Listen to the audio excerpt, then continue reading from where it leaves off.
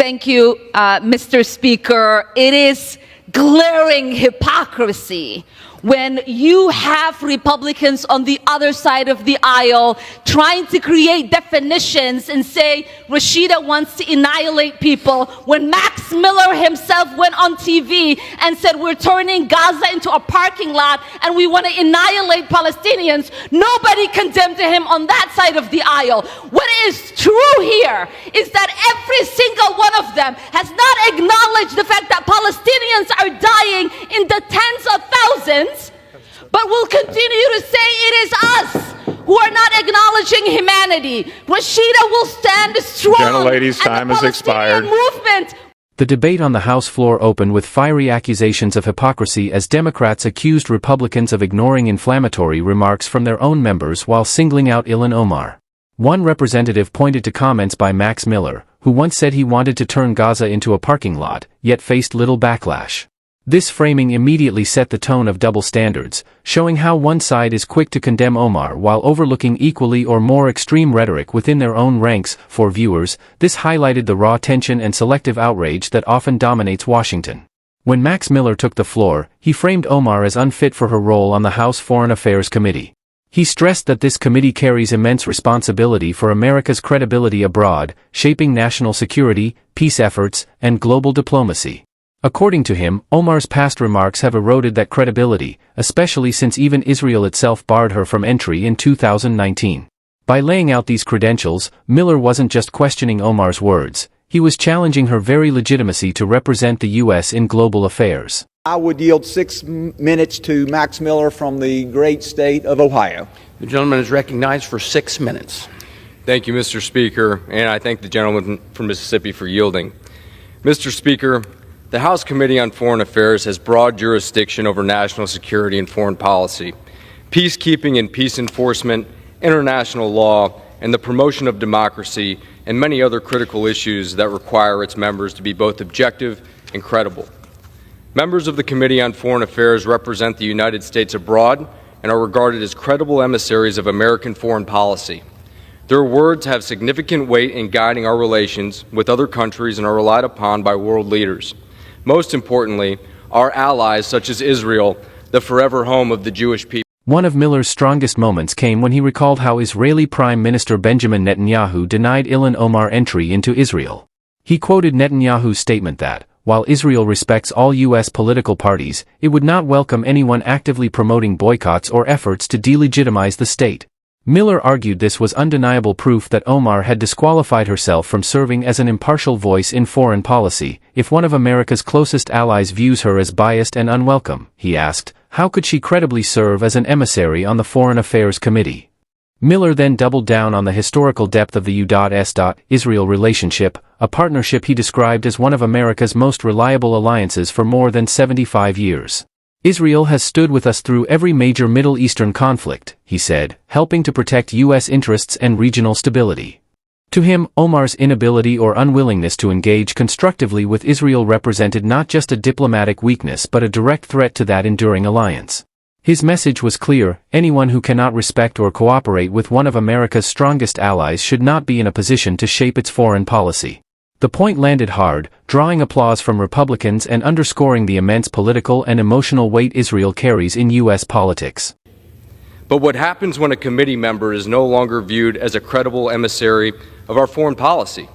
What if a member is barred from visiting one of our allies because of their prejudiced comments?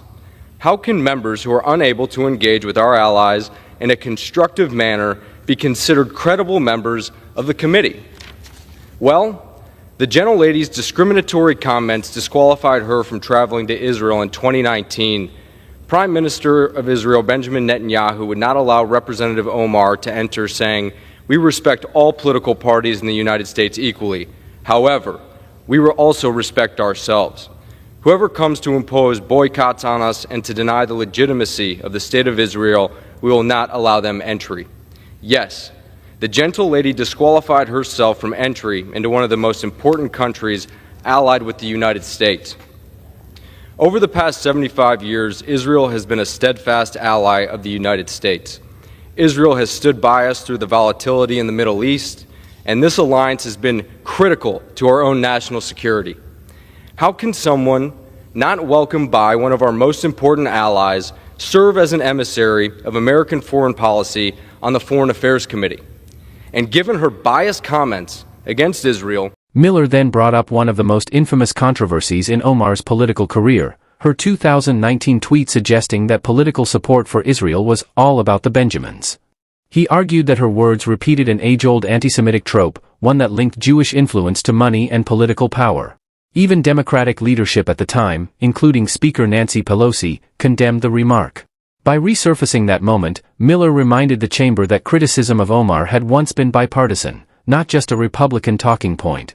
He framed her comment not as a single misstep, but as part of a larger pattern that, in his view, made her unfit to help shape American foreign policy. The debate grew even more charged when Miller revisited Omar's widely discussed reference to the September 11th attacks, when she described the tragedy as, "Some people did something." To Miller, those words were more than careless, they were deeply disrespectful to the nearly 3,000 Americans who lost their lives that day.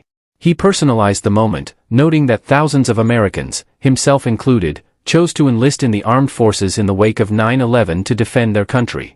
Through this lens, Miller argued that Omar's rhetoric didn't just offend, it undermined the memory of national sacrifice, the pain of survivors, and the patriotism of those who served. By this point, his message was unmistakable. Ilhan Omar's words weren't just political missteps, they were moral failures that disqualified her from representing American values on the world stage. And against the Jewish people, how can she serve as an objective decision-maker on the committee? Let's take a look at some of the gentlelady's comments. In February of 2019, barely more than a month after becoming a member of this body, Representative Omar suggested that the Jewish people and the American Israel Public Affairs Committee were buying political support, writing on Twitter, "It's all about the Benjamins, baby," clearly amplifying an anti-Semitic stereotype about the Jewish people and money. In response, Congressional Democratic leadership, her own party, immediately released a statement by saying, "Anti-Semitism must be called out, confronted, and condemned wherever it is encountered without exception." Not long after Representative Omar trivialized the terrorist attacks of September 11th, 2001, by describing that day of infamy as, "Some people did something." That's horrific. Some people did something. Yes, Mr. Speaker, some people did do something.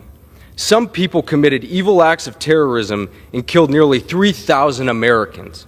And in response, some thousands of our fellow citizens, myself included, enlisted in our armed forces to defend the gentlelady's right to make her prejudiced remarks. Many went off to combat and even died to defend that. Miller didn't stop there.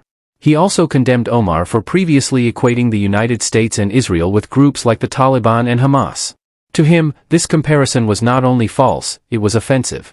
He reminded the chamber that both America and Israel are democratic nations built on the rule of law, while Hamas and the Taliban are terrorist organizations driven by violence, religious extremism, and the suppression of basic freedoms. Even members of Omar's own party, a dozen House Democrats, publicly rebuked her for that statement, calling it misguided and deeply hurtful. This bipartisan backlash strengthened Miller's central argument, that Omar's rhetoric wasn't just a Republican concern, it was a national one. Throughout his remarks, he painted a pattern rather than a series of isolated incidents. From her "Benjamins" tweet, to her "some people did something" comment, to her claims of Israeli apartheid and comparisons to terrorist groups, Miller assembled a timeline of statements that, in his view, consistently undermined American values and America's allies. By the end of his speech, his framing was clear. This wasn't about silencing a political opponent, it was, as he described it, about protecting the credibility and integrity of the United States on the world stage. He cast the vote to remove Omar from the Foreign Affairs Committee not as an act of partisan revenge, but as a necessary stand for national honor and security. But they did not die fighting to have their bravery and love of country undermined by a member of the House Foreign Affairs Committee. Mr. Speaker, I have no words to describe just how utterly unacceptable these comments are. But that's not all. In 2021, the gentlelady referred to Israel, which has the absolute right to defend itself against terrorism and attacks on its very existence, as an apartheid state. She even equated the United States and Israel, countries that have stood as beacons of democracy, to the Taliban and Hamas, organizations that impose terror on their regions in the world. Once again, even her Democrat colleagues swiftly condemned her comment. 12 Democrat members of this body released a statement which noted, equating the United States and Israel to Hamas and the Taliban is as offensive as it is misguided, ignoring the differences between democracies governed by the rule of law and contemptible organizations that engage in terrorism. At best discredits one intended argument and at worst reflects deep-seated prejudice from her own party. Some have decried this effort as a political game. Mr. Speaker, I assure you this is no political game. This resolution is not about engaging in a tit-for-tat with my colleagues. By the time Miller concluded his address, the atmosphere in the chamber was electric. He urged lawmakers from both parties to set politics aside and vote in favor of removing Omar from the committee. This, he said, wasn't about scoring partisan wins or silencing dissent, it was about taking a moral stand. According to Miller, passing the resolution would send a unified message that the United States Congress will never tolerate hate speech or anti-Semitism in any form. He pointed out that both Republicans and Democrats had previously condemned Omar's remarks, insisting that her removal was not revenge, but a reaffirmation of America's values and its commitment to fighting prejudice. After his speech, the reaction outside the chamber was immediate. Political commentators and online personalities, including figures like Allison Reacts, flooded social media and video platforms with heated takes. Many echoed Miller's arguments, saying that hearing Omar's past statements read aloud in full context was disturbing and disqualifying. They argued that her words revealed a consistent pattern of hostility toward America's allies and ideals, something that, in their view, no member of Congress should ever represent on the world stage. These commentators also highlighted what they saw as a glaring double standard. If a Republican had made similar remarks, they claimed, the mainstream media would demand resignations and wall-to-wall coverage. Instead, they accused major outlets of downplaying Omar's comments to protect their political narrative. For voices like Allison Reacts, the conclusion was simple: Omar's presence on the Foreign Affairs Committee symbolized a broader problem of divisive, anti-American rhetoric in Washington, and it was time for voters to demand stronger, more patriotic leadership in its place. Other side of the aisle, this is about keeping someone with a long record of anti-Semitic and anti-Israel bias off the Foreign Affairs Committee, which needs objective emissaries for our foreign policy. Even the Democrat former chairman of the House Foreign Affairs Committee, Eliot Engel, said that Representative Omar's anti-Semitic comments have no place in the Foreign Affairs Committee or the House of Representatives. That was in addition to the previously mentioned joint statement from 12 of the gentlelady's Democrat colleagues.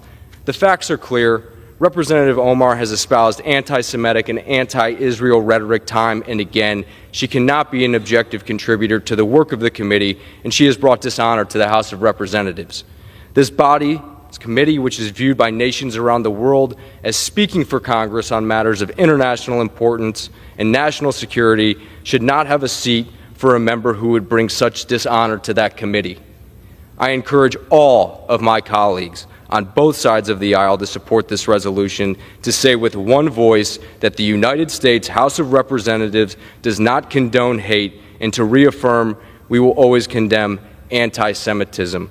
Thank you, Mr. Speaker, and I yield. For many watching, the most striking part wasn't what was said, but hearing Omar's own words read aloud on the House floor.